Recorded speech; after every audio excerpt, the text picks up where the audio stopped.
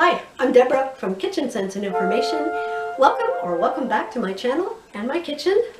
And today we're continuing with the series on how to keep your home safe from COVID-19, your home, your food, and yourself, with tips from the Canadian government and other experts. Before we start the topic, I want to mention a few things. My blog, called the Daily Basil Blog, has moved to its own website, www.thedailybasil.com. So go there to find all the written information that goes along with these videos and also the links to all the research that I did. Plus, if you sign up for my monthly newsletter, you will get in the newsletter the tip sheets that go with the videos and the recipe cards that go with my meal plan videos that I do. So go there, check that out after the video, and I'm putting all the information in the description. And if you find my content useful, I would ask you click the like button and subscribe to my channel. So here I'm going to show you how to make a disinfectant and a sanitizing solution according to the Canadian government's recipe. So how do you make a disinfectant solution? You have 1 cup of water, you have household bleach, 5%,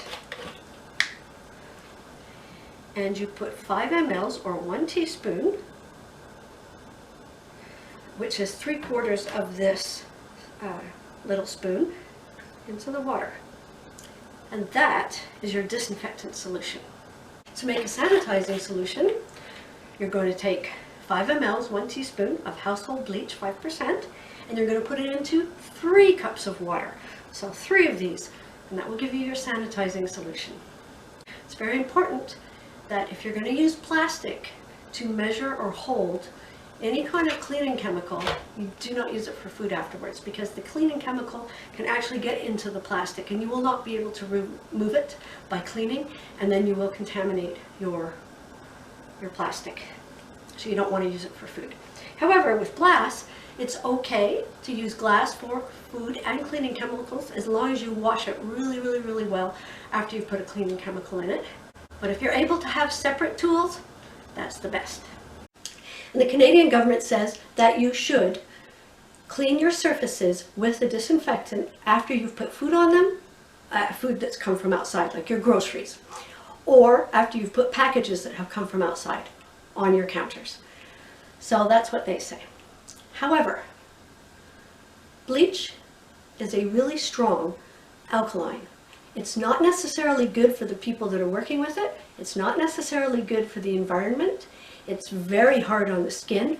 It can damage your clothing, and it makes fumes, and breathing in the fumes over a long period of time is not good either. So using bleach, you have to be careful, and you don't want to be doing it all day long. So what can you do? Well, that's tip number 2.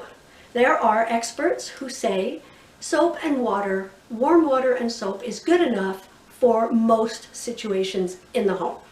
If you have a number of active COVID cases in your home, that may be different. But if you don't have people at home with active COVID cases, and you don't have people that are coming from a high-risk COVID situation into the home and possibly bringing the virus, they say you don't need to use a strong disinfectant like bleach. Soap and water is good enough. Now, who are these people? Well, there's a British virologist from Cambridge University, and she was quoted in National Geographic magazine, and she said using bleach is like taking a sledgehammer to kill a fly. And she says, it's very harsh on the environment, bleach. Do we really need to be using it in every situation all over the planet to clean our surfaces? She says no. In the low-risk situations, soap and water is good enough. And then there's a medical doctor and professor from the University of Alberta who says the same thing.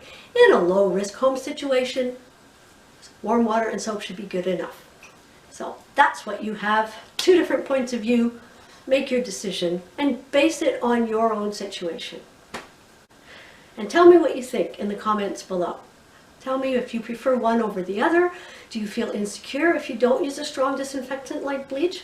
Let me know. So now, the third tip is, what about vinegar and some other natural cleaners like tea tree oil? Do they work on coronavirus? And so far, the research is saying, no, they are not strong enough to be considered as effective agents to eradicate coronavirus from a surface, whether it's your hands, whether it's a counter, whether it's some other surface in your home. So the experts do not recommend that you use vinegar or tea tree oil. However, if you don't want to use bleach, but you want something stronger than soap and water, or you want to use a second step in addition to cleaning with soap and water, you can use isopropyl alcohol, 70%, and you can use hydrogen peroxide. So you could use these as sanitizing agents. After you've washed your counters or your surfaces with soap and water, then you take a clean cloth or a clean paper towel and you put isopropyl alcohol or hydrogen peroxide on it, and you go around and you wipe and sanitize. So that's a way you could do a double-barreled approach to feel more comfortable, but you're not using bleach. So there are some other products that people might be thinking about using to get coronavirus off their surfaces, like vodka, whiskey. Please, no single malt, that's very expensive stuff, don't use that. And other, gin, other alcohols that are in the 40% range. Well, the problem with these products is the alcohol content is only 40% or even a bit less. So they are not strong enough to have an effect on coronavirus. That's why isopropyl alcohol has 70%. It's recommended that it be at least 70% because you need a certain higher concentration of alcohol for it to work. So home, all of your liquor cabinet, don't count on that for getting your surfaces clean. Keep the liquor for the drinking. Keep the isopropyl alcohol for the cleaning. Don't drink isopropyl alcohol. It's rubbing alcohol. It's not for drinking, all right? Just because it's called alcohol, that's not because you can drink it. It's only for surfaces. So now you've got your soap and water, you've got your sanitizing and your disinfectant solutions, and of course you can use disinfectant wipes from the store. I hope you found this information helpful, and if you did, click the like button below, subscribe to my channel, and if you want to be notified when new content comes out, click the bell. I do new videos every week, and put your comments below. I want to hear, what do you think about soap and water, isopropyl alcohol, bleach? Which ones do you prefer to use, or do you really like to just stick with the disinfectant wipes? Let me know. The topic for next time is going to be, how can we reduce our use of disposable plastic in the kitchen? So if that's a topic that interests you, join me for the video on Tuesday, August 18th, 10 a.m., and we're going to look at that. Thanks for listening. Have a good week. Music is a language that speaks to the soul in a way that words cannot. The fact that my blog has moved to a new website, it's called the Daily Basil blog at www.thedaisybasil.com. I just want to mention that my blog has moved to its own website, the Daily Basil blog at www. There's a spider on the floor.